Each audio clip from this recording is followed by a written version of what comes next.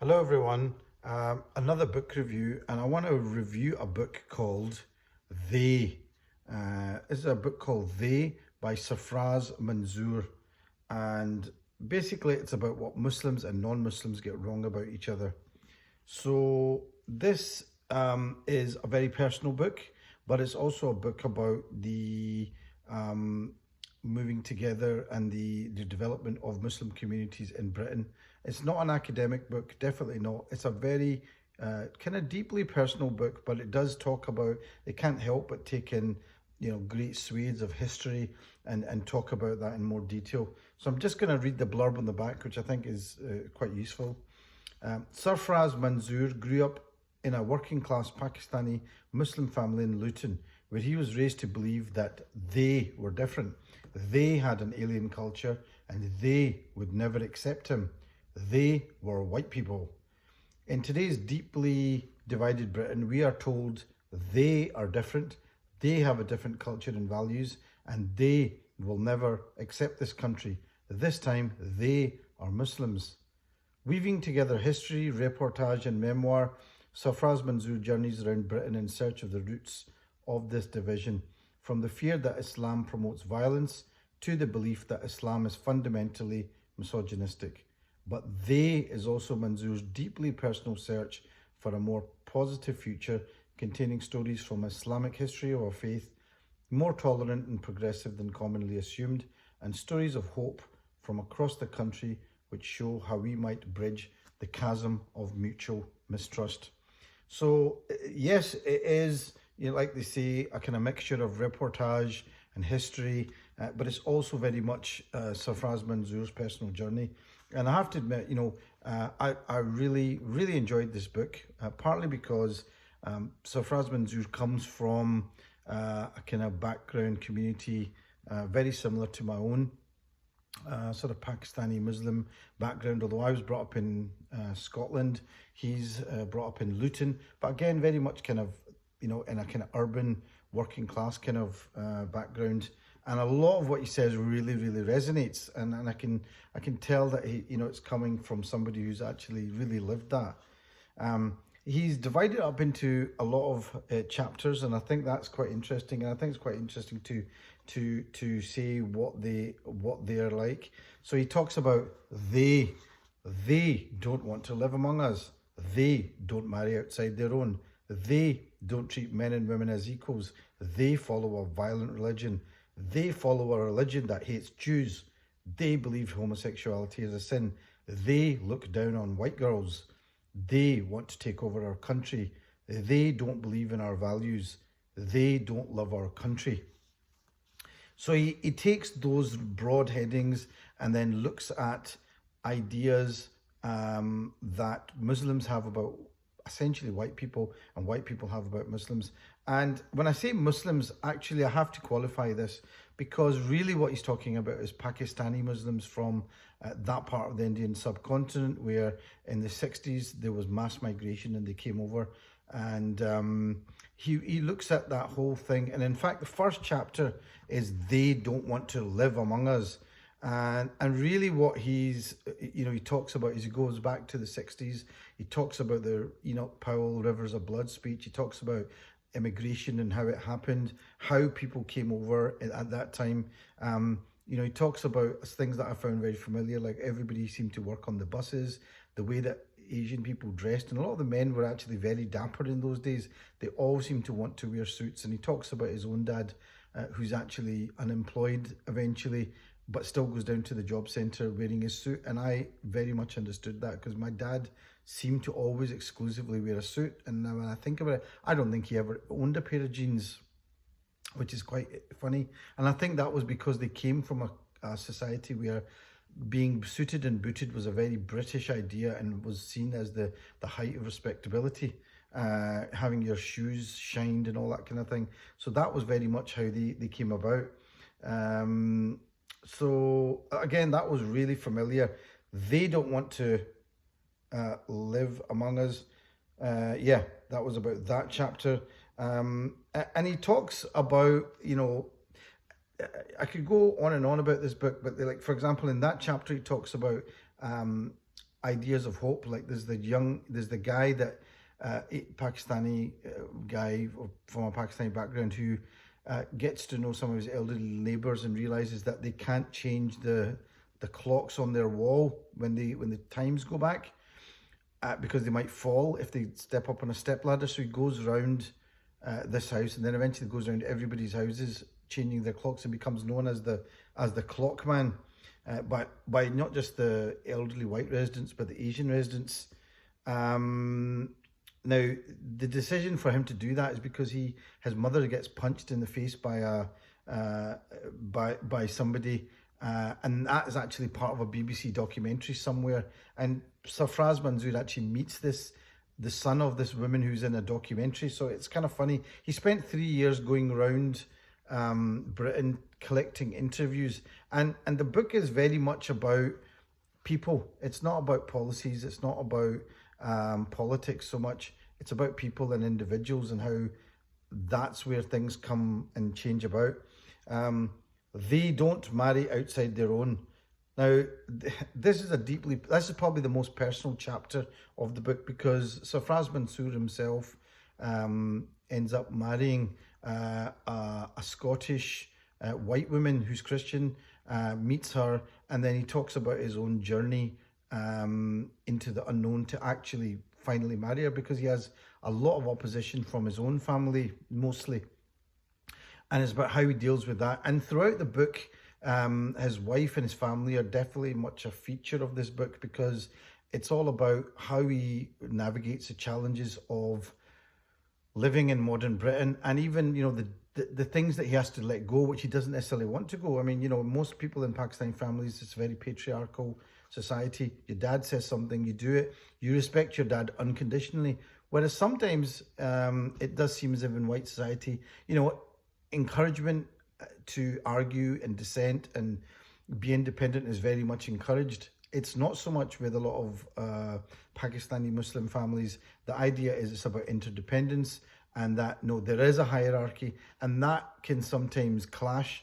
And he talks about his own ideas where, he's got now his middle class ideas and everything, and they seem to clash with his kind of patriarchal Pakistani upbringing. So I very much recognize that. I have that in my own family, and I think anybody now has that. Maybe it's just a thing about growing up in the modern world. Maybe just kids just don't listen to their elders the way they used to. But I found this, I found that chapter really interesting. There was a bit in the book which I had to, which I wrote down, and he talked about something, and it was a metaphor that he said that when he initially met his wife, he said that I had a series of relationships with white girls, but none of them lasted, in part because I knew they couldn't last. An arranged marriage always felt as if it was going to be my final destination. The best I could hope for was a scenic and distracting journey. So I love the metaphor of the train that seems to be on its way and being almost like being tied to the railroad tracks waiting for this arranged marriage. And he describes the marriage of Charlene and Scott from Neighbours, which is a soap opera from Australia, and where they got married. And the way he describes it is almost like it's like a scene from an alien civilization. It's something that he could never, ever have.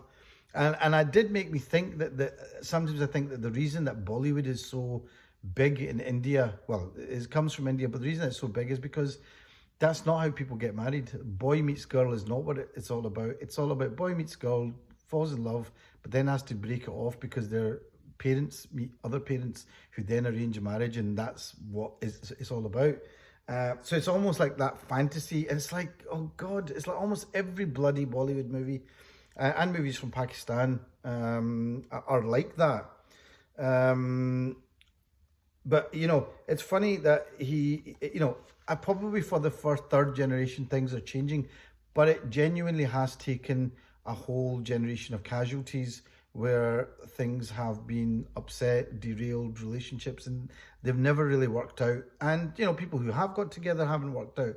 So he does talk about that, and that's kind of a sad chapter. But I think it's something that probably every Asian who's brought up in the 70s and 80s understands. because these relationships, um, they do often come with a price, and he talks about some of the relationships that didn't work out and things that happened. I mean, there are lots of other chapters in here, and I did write loads of notes. They don't treat men and women as equals. And he has a lot of biographies in here about young girls who never went to college but then eventually did, and made a success of themselves, and how the idea that most Pakistani families were pretty traditional. The guys went to work and the women stayed at home and looked after the children. And he talks about that. But again, really, when that comes down to it, is that was a product of their society, is a product of what worked, and they just carried that on. What was it? They Have a Violent Religion. That's a book very much about radicalization and what happens to young kids, and why maybe they become radicalized, and why some of them would be brought up here and go off and fight for ISIS. So, and again, that comes down to, he does talk about, the whole passionate fervor of youth. And it made me think of Miss Jean Brodie, the prime of Miss Jean Brodie, where the young girls go off to fight for Franco in Spain and become radicalized. So I wonder whether he talked enough about how young people are radicalized, and they can be radicalized, and they believe in these black and white ideas, and they go off. But he also talks about they hate Jews, and again, really what most of that came down to was that people can cherry pick lines from scriptures, and it's about not doing that. And actually, the history, he does talk about the very history of Islam and Judaism has actually been one of mutual cooperation and success for over 1,300 years. He doesn't, it's really since the creation of the State of Israel that things kind of went badly, it kind of went wrong. But that wasn't a surprise to me, and I've heard about that before. But he has some beautiful stories in that. For example, there's the guy in a mosque in Bradford, and there's a local synagogue that is basically, the roof is breaking down, and there aren't that many congregationists there. So the mosque actually starts to raise money for the synagogue. So I thought that was quite a nice story. Then there was another chapter about they believe homosexuality is a sin. And there's a line in here, Spanish formula, and I probably have totally ripped up the pronunciation. Todo checo, nada dicho. Everything is done, nothing is said.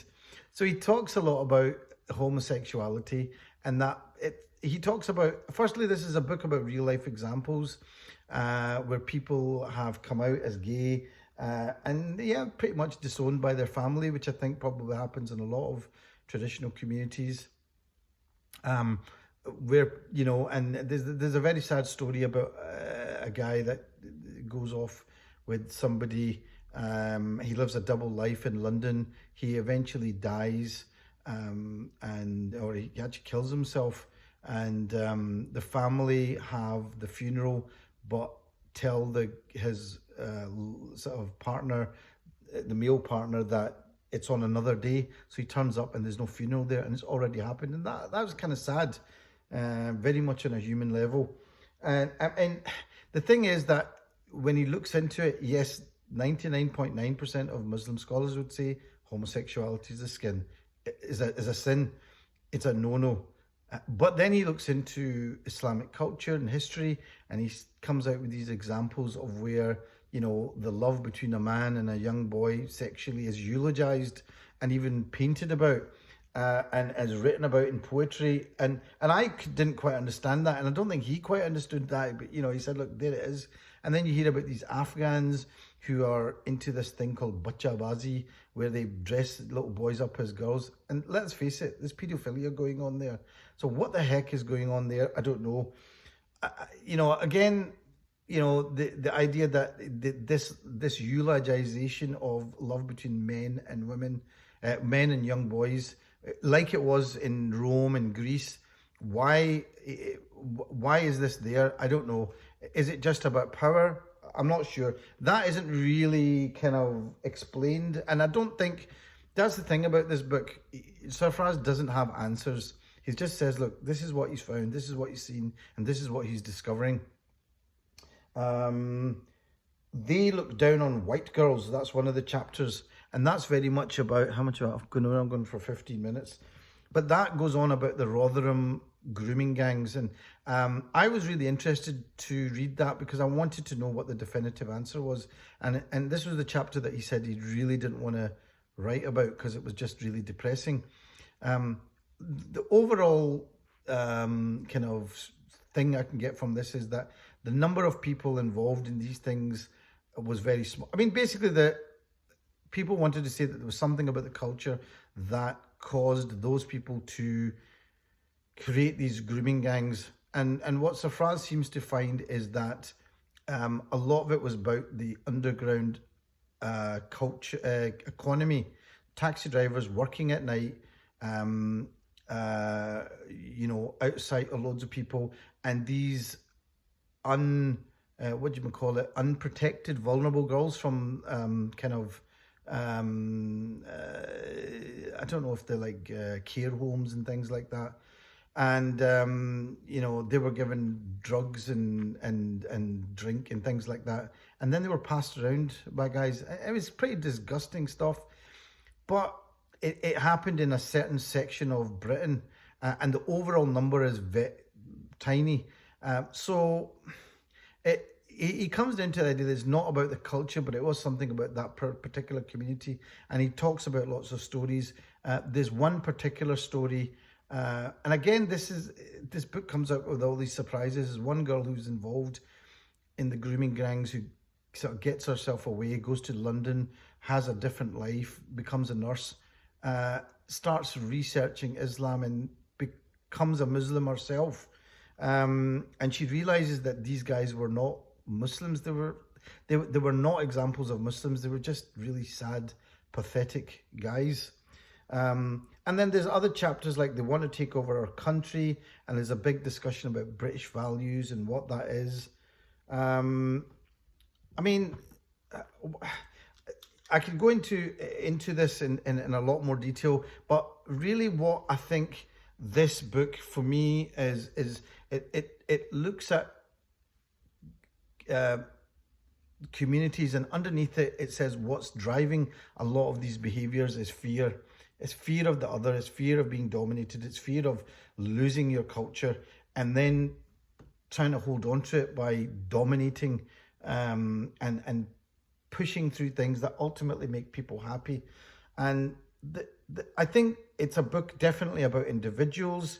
It's a book about the stories of individuals and how basically they overcome that fear and step out into the unknown and have courage and create something that is new. And really, ultimately, it becomes about love and about, even him and his wife, they create a new family, but they still have to step out into the unknown and do that. For example, his own mum doesn't accept the fact that he's getting married. His family doesn't accept it. But at the end, his mum comes to his wedding, and that for him is a huge breakthrough and means a huge amount to him.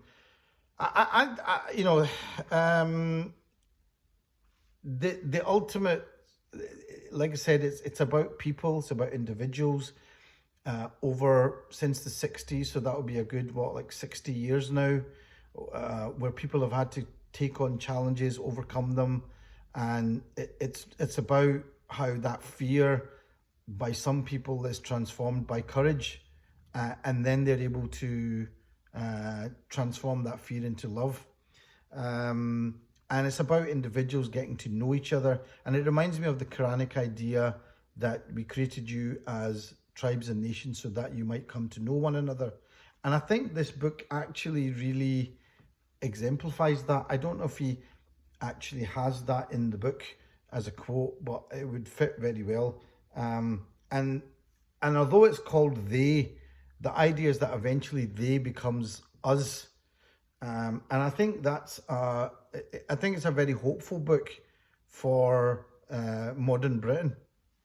And there's a lot of people that have written, commendations for this, like Saida Warsi, James O'Brien, Jon Snow, Kirsty Wark. I think it's a lovely book to read. I really enjoyed it. Perhaps because I come from the same community, there's a lot of things that really hit home here. Sarfraz Manzoor's a really good writer. He's written for The Guardian a lot. He's written another book called, I think, Welcome to Berry Park, where he talks about how he's really influenced by the songs of Bruce Springsteen. I'm not a Bruce Springsteen fan, but I did see a bit of the movie, and it wasn't a bad movie, directed by Gurinder Chadha. But this is They by Sarfraz Manzoor. I think he's a really good writer. He's got a kind of, he's got a very kind of, what's the word, kind of common touch about him. You don't feel like he's some pretentious writer somewhere sitting in London, even though he probably does live in London somewhere. Maybe I shouldn't say that about people in London, but he's got a nice, there's something very, heartfelt about how he writes. I enjoyed this. So Sarfraz Manzoor, They, what Muslims and non-Muslims get wrong about each other. I enjoyed it. Hope you do too. I think I've gone on for a bit too long now. Okay, bye. Until the next one.